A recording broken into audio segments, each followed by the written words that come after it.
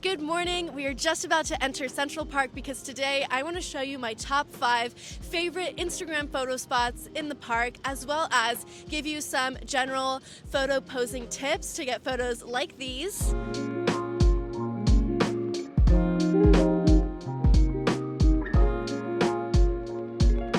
And as an extra added challenge, I've left all of my fancy photography equipment at home, and today all of the photos will be taken with an iPhone 12 so that you can get the results that I got in this video. So without further ado, let's get into it. So we're here at Bow Bridge, and as you can see, it's not too busy now because it's early in the morning, but this place tends to be packed. So my tip for getting the best pictures here is not to try to get the straight on view from here, but to head over to the side next to these flower pots. And it's in horizontal right now, but there's some illuminated buildings in the back there. And what you can do is create some visual interest by putting your elbow here to create this angle and look out like so. And here are the shots that we got.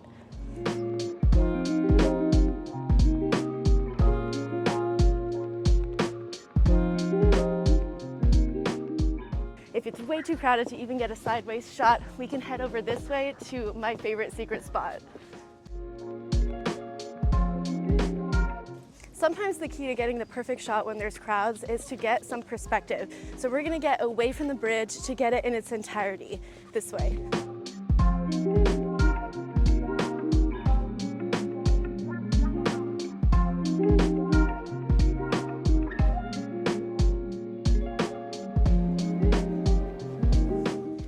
So this little alcove here, you can have the perfect view of the bridge, and even if there's people on it, you're far enough away where you can have that private shot. And for this, what I like to do is put my legs over and create some angles. I'm not just putting my legs out like this.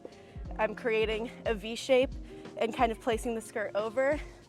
And you can experiment. I'm kind of short, but if you're taller, this might, look nice. But for me, it looks a little awkward. So all I'm gonna do is just place my hands here and look out. You can also, if you're short like me, just put your hand like this instead of putting your whole arm. Posing in public might feel a little bit awkward, but I promise you the results will be worth it.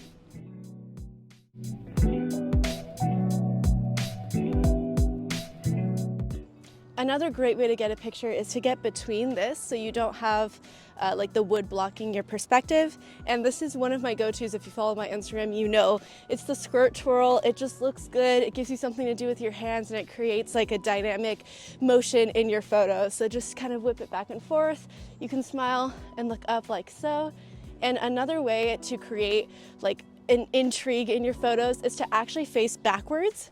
And you can stand straight in the middle and kind of pop out your leg and give an angle and also do a little something like this. Or you can play around with going off to the side, popping your leg like so.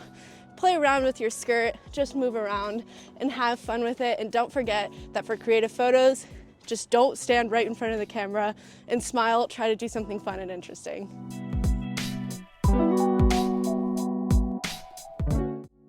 And just a couple of steps away is this other little grotto where there's this rock, and be very, very careful.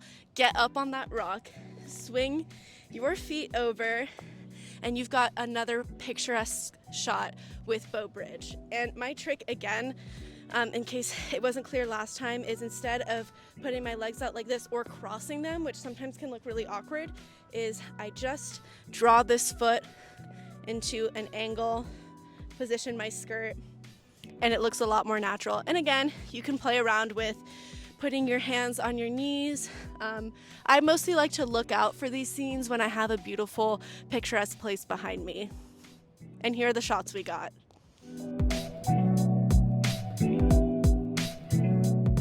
This is Bethesda Fountain. It's a super famous spot in Central Park. Lots of movies were filmed here, and my biggest tip for taking pictures here is to use this ledge to your advantage.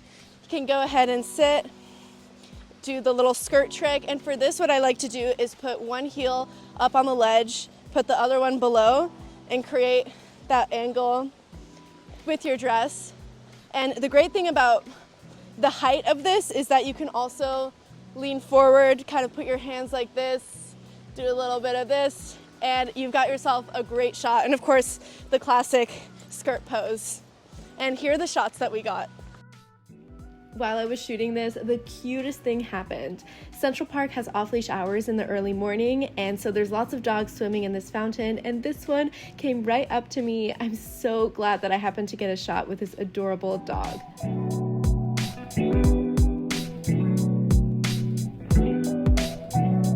This is the mall at Central Park. It is gorgeous here in the fall and honestly all seasons. As you can see, we're a little bit past the peak, but there are still some beautiful yellow leaves still hanging on. We can get away from this crowd by looking at a different perspective. So what I'm gonna do is come over here on the park bench. You can either sit on it, or I just recently saw this on Pinterest and I really wanna try it, where you kind of like sit on the top and go like that, which gets you closer to the fall leaves above. So I'm gonna try getting some shots of that and show you what it looks like. I recommend experimenting with using portrait mode so you can get a blurry background. By the way, all of the locations in this video will be linked in the description on my blog, which has a map so you can follow along as well.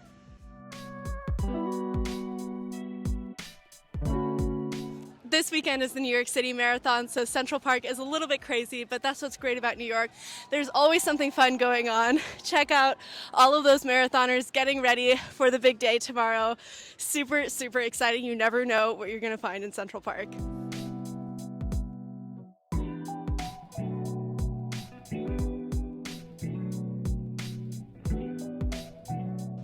So as you walk down Central Park Drive, you'll come up to this area, which doesn't look like much from the road, but as you can see, it attracts a lot of people because this is one of the best places to get that picturesque shot of the Central Park rocks and the beautiful buildings behind. So let's go and see if we can get a shot despite all those people.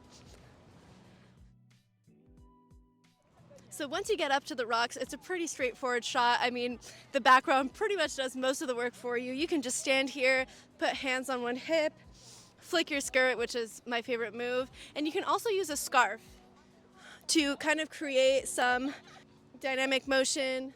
You can kind of, sorry, the mic is in the way, but you can flip it around like so and get a shot of it in the air. You can also get up real close and kind of, you know, cozy up, get a cute little winter shot. So there's lots of things you can do. You can get it far away, get the whole background. You can get up close and just have the buildings as a background of a portrait. There's lots of ways to do this. And here are the shots that we got.